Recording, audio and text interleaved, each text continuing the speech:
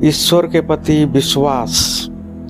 एक बार एक आदमी रामनाथ अपनी समस्याओं से परेशान होकर यही सोचने लगा कि अगर मुझे भगवान मिल जाए तो मैं उनसे ज़रूर पूछूंगा कि इतनी समस्याएं मुझे क्यों दिए हैं जिससे मैं निकल ही नहीं पा रहा हूँ। रामनाथ बीमार पड़ गया और बीमारी में बहुत ही परेशान हो गया और उसे सभी घर वाले ही परेशान हो गए, कारण बहुत ही ज़्यादा बीमार पड़ गया था।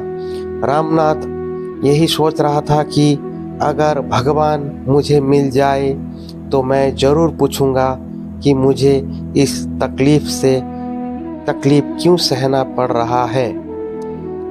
आदमी अपनी बीमारी से ठीक ही नहीं हो पा रहा था। उसने बहुत इलाज कराया पर बीमारी से छुटकारा नहीं मिला है।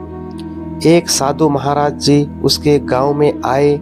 फिर वो व्यक्ति सोचने लगा कि साधु महाराज जी से ही अपनी समस्या का समाधान बताऊंगा, और इस प्रकार वो बीमारी के हालत में ही साधु महाराज जी के पास गया और कहा कि साधु महाराज जी, ऐसा उपाय बताइए कि मेरे बीमारी ठीक हो जाए।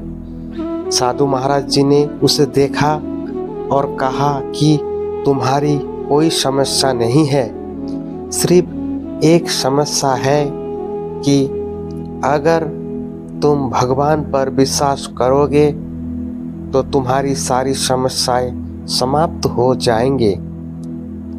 तभी रामनाथ ने कहा कि मुझे भगवान से तो मिलना है, क्योंकि उनसे ही पूछूंगा कि मेरी इतनी समस्या क्यों बढ़ गई है और मैं इन समस्याओं से क्यों नहीं निकल पा रहा हूँ। साधु महाराज जी ने कहा कि अगर तुम भगवान पर विश्वास करते हो तो ये समस्या कोई कुछ भी नहीं है, तो इससे आराम से निकल जाओगे।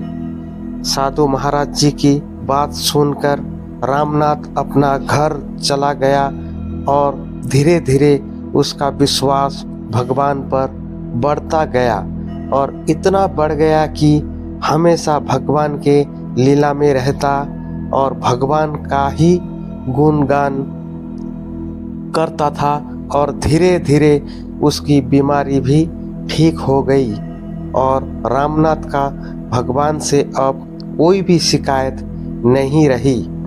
भगवान हमारे साथ हैं और वो हमेशा हमारे ही पास रहते हैं। हम उस भगवान को बाहर ढूंढते हैं, भगवान सभी के मन के अंदर निवास करते हैं। अगर आप भी भगवान को सच्चे मन से याद करते हो तो वो आपकी बात हमेशा सुनने के लिए तैयार रहते हैं। उनकी कृपा पाने में कुछ समय लग जाता है, जिसके बाद सभी को लगता है कि भगवान उनकी बात नहीं सुन रहे हैं, मगर ये सच नहीं है। भगवान सबकी बातें सुनते हैं। अगर आप उनका ध्यान सच्चे मन से करते हो तो भगवान के घर में देर है पर अंधेर नहीं है। चैनल को सब्सक्राइब जरूर करना।